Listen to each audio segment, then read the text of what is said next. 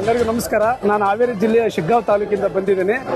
ಬಹುಶಃ ಈಗ ಪರಿಚಿತರಾಗಿರ್ತಕ್ಕಂಥ 87ನೇ ಕನ್ನಡ ಸಾಹಿತ್ಯ ಸಮ್ಮೇಳನದಲ್ಲಿ ಈ ಜ್ಞಾನಗಂಗಾ ಎಂಬ ಪುಸ್ತಕ ಒತ್ತಿಗೆಯನ್ನು ನಮಗೆ ನೀಡಿದರು.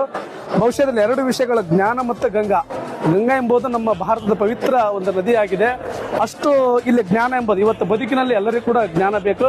ಡಾಕ್ಟರ್ GS ಶಿವರುದ್ರಪ್ಪನವರು ಹೇಳುವರ ಪ್ರಕಾರ ಮತಗಳೆಲ್ಲವೂ ಪಥಗಳು ಎನ್ನುವ ಹೊಸ ಎಚ್ಚರದೊಳು ಬದುಕೋಣ, ಭಯ ಸಂಶಯದೊಳು ಕಂದಿದ ಕಣ್ಣಳು ನಾಳಿನ ಕನಸನ್ನು ಬಿತ್ತೋಣ ಅಂತ ಹೇಳ್ತಿದಾರೆ.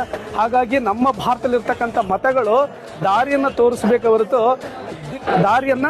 ದಿಕ್ಕನ್ನು ಬದಲಾಯಿಸಬಾರ್ದು ಅಂತೇಳಿ ಈ ಸಂದರ್ಭದಲ್ಲಿ ಹೇಳ್ತಾ ಇದ್ದೇನೆ. ಹಾಗಾಗಿ ಇವತ್ತು ನನಗೆ ಅತ್ಯಂತ ಪವಿತ್ರವಾಗಿರ್ತಕ್ಕಂಥ ಪುಸ್ತಕ ಜ್ಞಾನಗಂಗಾ ಪುಸ್ತಕ ಕೊಟ್ಟರೆ ಈ ಪುಸ್ತಕವನ್ನು ನಾವೆಲ್ಲರೂ ಓದೋಣ. ಇದರಲ್ಲಿರ್ತಕ್ಕಂಥ ಮೌಲ್ಯಗಳನ್ನು ತಿಳಿದು ಬದುಕಿನಲ್ಲಿ ಒಂದು ಉಜ್ವಲವಾದ ಬದುಕನ್ನು ಕಟ್ಟಿಕೊಳ್ಳೋಣ ಅಂತ ಈ ಸಂದರ್ಭದಲ್ಲಿ ಹೇಳಲಿಕ್ಕೆ ಇಷ್ಟಪಡ್ತಾ ಇದ್ದೇನೆ.